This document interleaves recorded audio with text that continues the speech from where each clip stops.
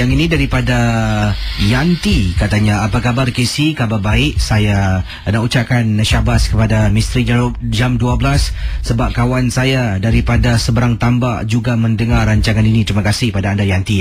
Saya ada kisah yang ingin saya ketengahkan yang agak menyeramkan. 2 tahun yang lalu, waktu saya sedang mugging untuk exam lah, sedang belajar waktu malam untuk peperiksaan.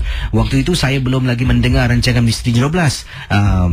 Waktu itu sedang sibuk di study room lah, dalam rumah saya ada satu bilik dihaskan untuk belajar.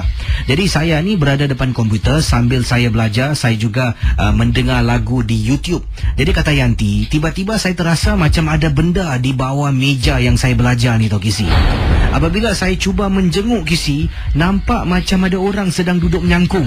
Saya dengan segera kata Yanti, tak pandang buat kali kedua, saya tak shut down pun komputer saya main tekan off.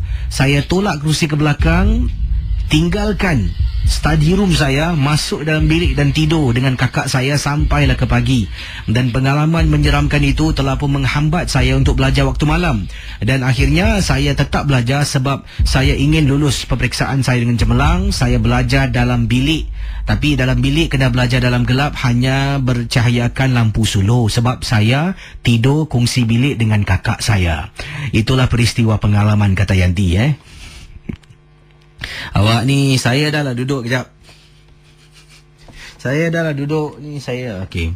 Saya dah periksa bawah meja yang saya duduk ni. Syukurlah tak ada apa-apa. Saya lah duduk dekat meja, bawah ni lopong kosong pula tu. Awak cakap pasal meja-meja ni sensitif lah. Janganlah sebut lagi